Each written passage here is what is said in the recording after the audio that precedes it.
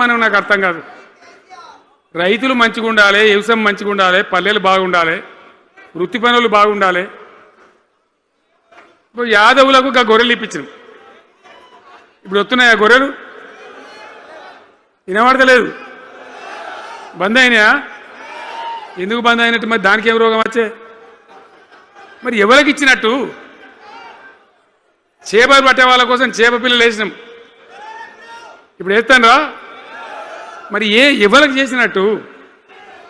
వృత్తి పని వాళ్ళకు ఉండదు, ఎవరికి ఉండదు. బీడీ కార్మికులు ఉన్నారు, నాకెవ్వరు దరఖాస్తు చేయలే, ఎవరు అడగలే. అప్పుడప్పుడు మా తులమ్మ చెప్పేది, అన్న వాళ్ళ పరిస్థితి బాగుండదు పేదరికంలోనని చెప్పేది. మా అంతటా మేమే ఆలోచించుకొని బీడీ కార్మికులకు పెన్షన్ తెచ్చినాం. మనం నాకు అర్థం కాదు. రైతులు మంచిగా ఉండాలి, వ్యవసాయం మంచిగా ఉండాలి, పల్లెలు బాగుండాలి, వృత్తి పనులు